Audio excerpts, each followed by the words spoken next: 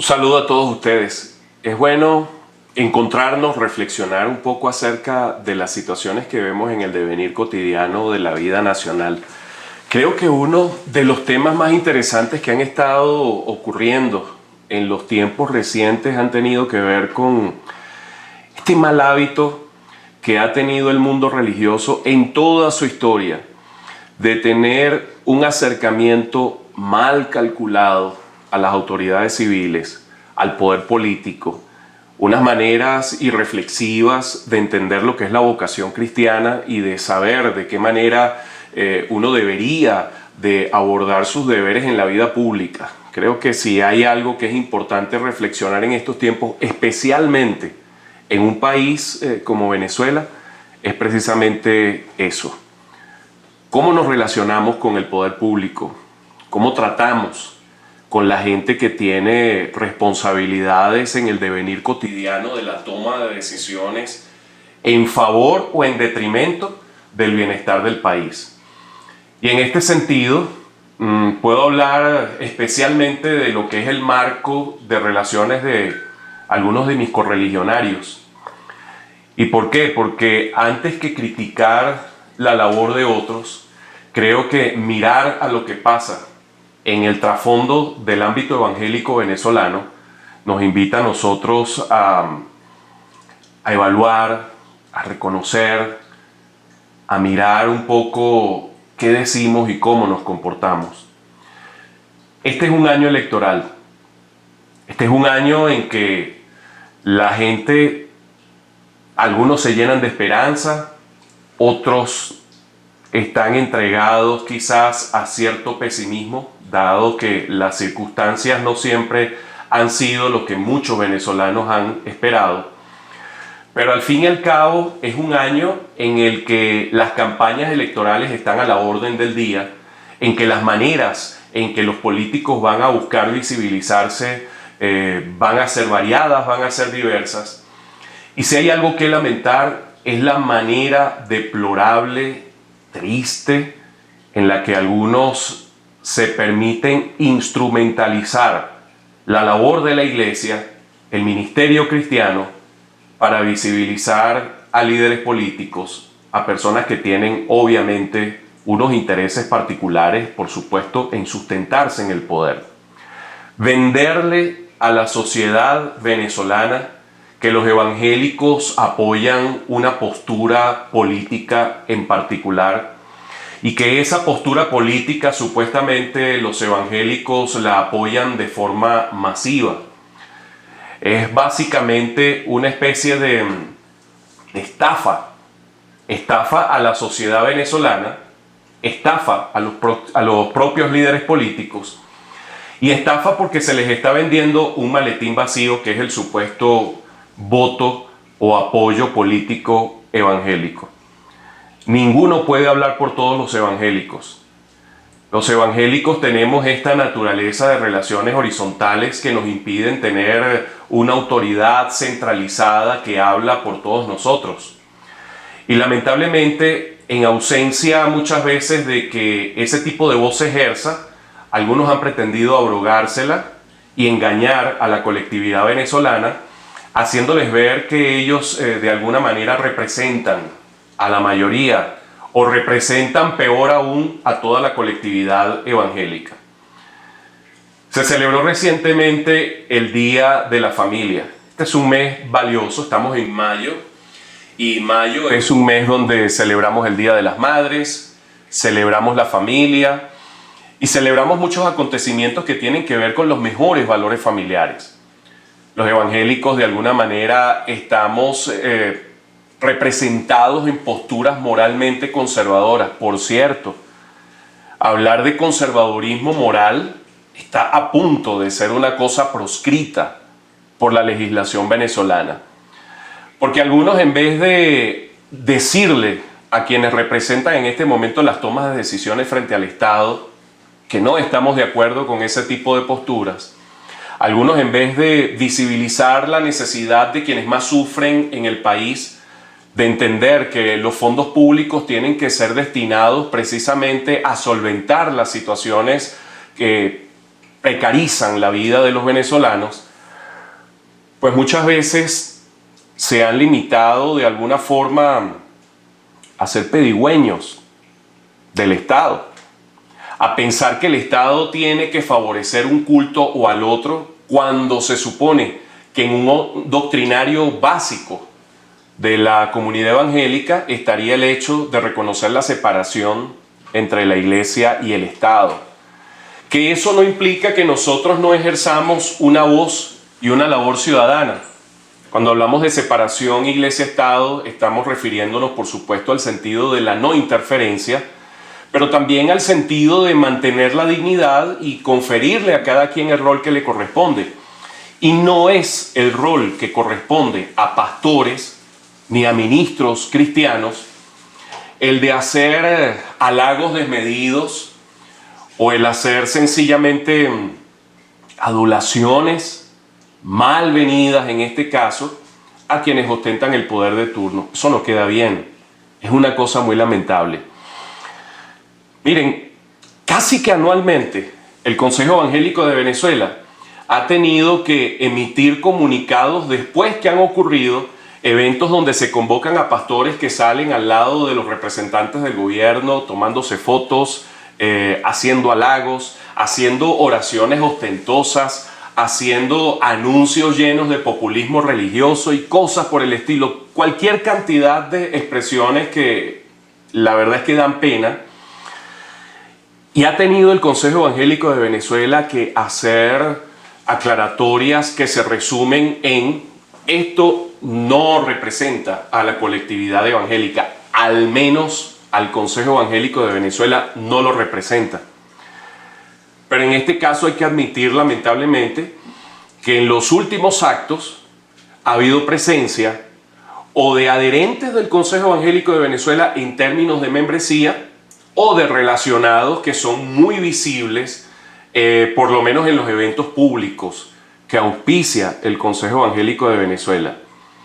Amigos nuestros, gente que nos resulta querida, que nos resulta respetada y que por supuesto valoramos y apreciamos, pero que no podemos dejar en este caso de tomar distancia de este tipo de actitudes y de este tipo de comportamientos.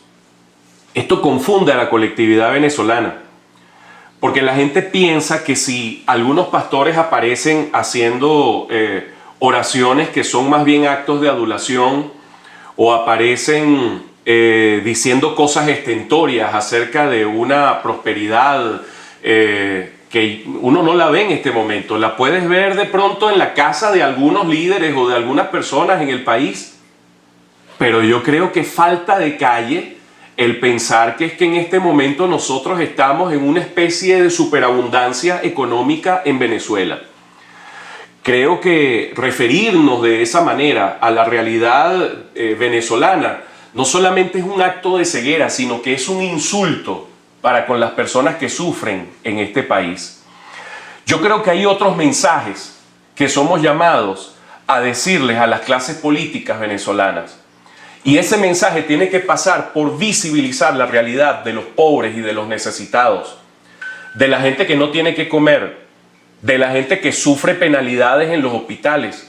Que yo, antes de irle a pedir al Estado que haga templos o que reconstruya cosas que nos corresponden a nosotros mismos en nuestras propias iglesias locales hacer, sustentar la realidad de nuestro culto, es algo que debemos hacerlo los adherentes de la propia iglesia para con nuestras iglesias.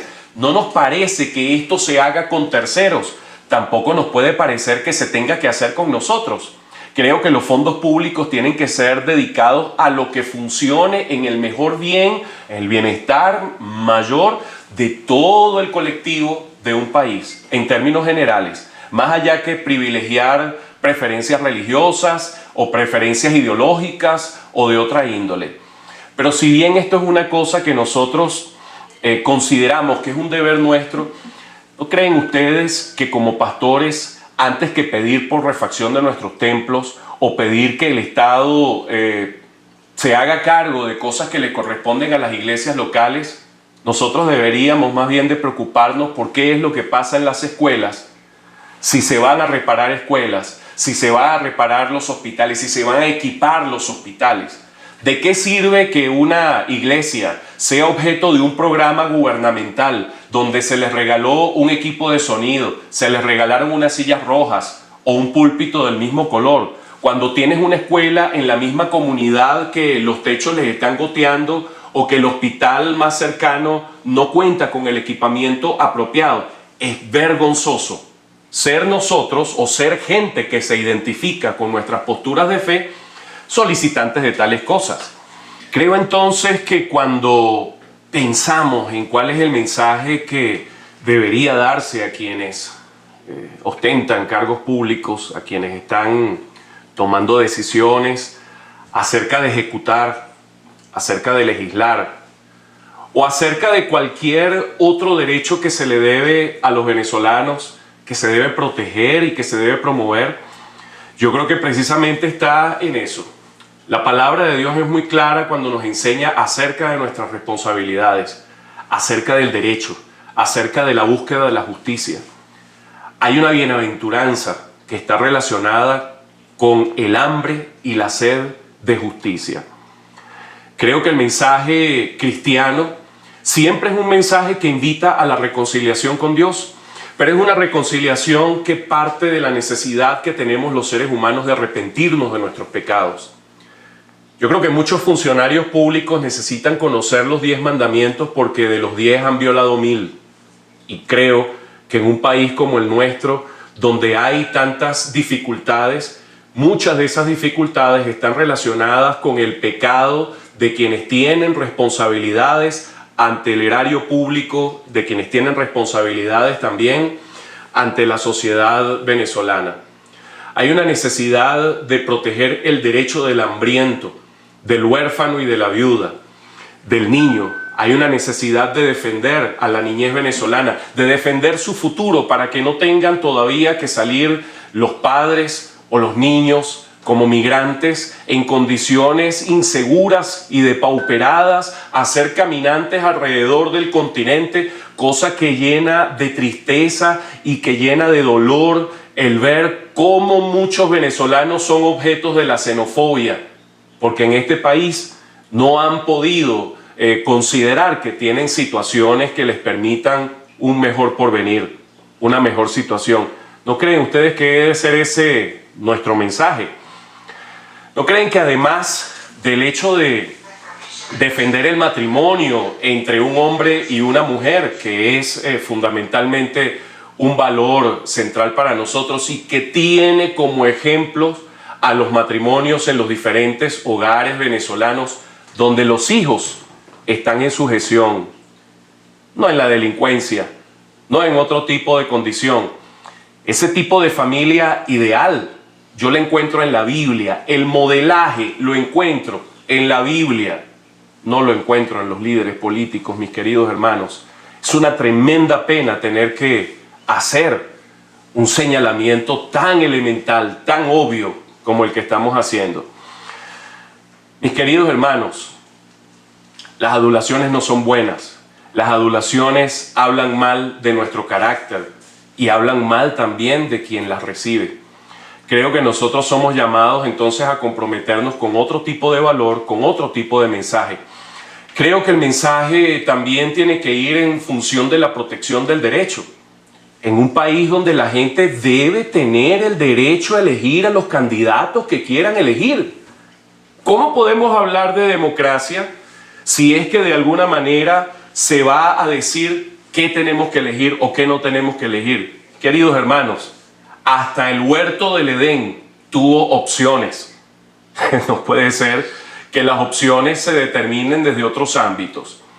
Creo que el derecho a elegir es importante, que la democracia es importante, porque para nosotros los protestantes, los evangélicos, los herederos de la Reforma, el escenario de la democracia lo hemos entendido como el mejor escenario donde florece la libertad religiosa.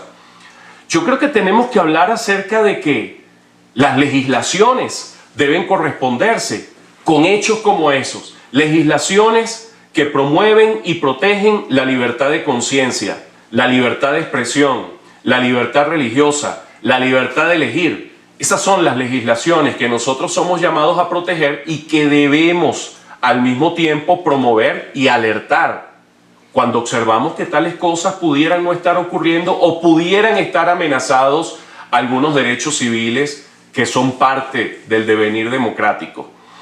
Mis queridos hermanos, no vemos democracias tan perfectas en el continente o en el mundo en general, porque no somos perfectos nosotros los seres humanos, porque los estados están construidos por manos imperfectas como son las nuestras, pero tenemos que ocuparnos de algo.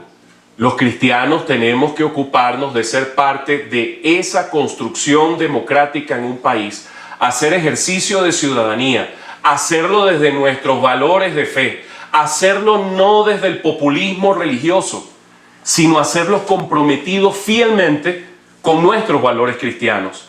El Dios en que hemos creído es un Dios de gracia, que perdona nuestros pecados y que nos manda también a predicar la palabra de la reconciliación. Pero acordémonos, así como nosotros recibimos un mensaje que nos invitó al arrepentimiento, que nos invitó al reconocimiento del amor de Dios y también de su justicia, es importante, mis queridos hermanos, que el mensaje sea completo, porque no es un acto de misericordia ocultar un tema tan importante del contenido del mensaje evangelizador como es el hecho de que el pecado tiene que ser presentado, tiene que ser reconocido y tiene que ser perdonado. Es muy importante, mis queridos hermanos, que nuestro mensaje pueda ser un mensaje en defensa de aquellos que no tienen voz, de la niñez venezolana, de los pobres, de los desamparados, de la gente que no tiene con qué. Pero sobre todo, mis queridos hermanos, se le ha entregado a la iglesia un rol de ser embajadores. Y el embajador tiene que representar la dignidad del reino que se supone que representa. Y esa dignidad, mis queridos hermanos, se ve muy reducida cuando se usa de adulaciones, cuando se ubica o se toma o se ocupa un lugar que es indebido en la sociedad. Creo que nosotros tenemos un gran desafío en una nación como la nuestra. Un desafío que he descrito superficialmente y quizás extendiéndome un poco, pero un mensaje al que yo quiero invitar a los miembros del Consejo Evangélico de Venezuela, a quienes liderizan organizaciones que sí representan a otros evangélicos y que quizás estos hermanos no se estén viendo representados en sus líderes si les ven haciendo estos papeles tan tristes y tan lamentables. Porque no solamente vamos a tener que darle explicaciones a la gente de nuestras iglesias, vamos a tener que darle explicaciones a la sociedad venezolana que pregunta si es que acaso los evangélicos se pintaron de un color particular, si es que las iglesias se han convertido ahora en comandos de campaña. Vamos a tener que darle también cuentas a la historia en un país como el nuestro, que es un país con unas singularidades impresionantes que son muy distintas a las de otras naciones. Pero sobre todo vamos a tener que darle cuentas a Dios. Usted y yo tenemos que darle cuenta a Dios. Usted y yo estaremos ese día de juicio final para dar cuenta delante del Señor. Necesitamos en este caso la gracia de Dios en nuestra vida y hacer las correcciones que sean necesarias. Creo que es fundamental, que es muy importante que nosotros estemos claros con cuál es nuestra vocación. Mis queridos hermanos, estamos en el mundo. No somos de este mundo. Dios les bendiga.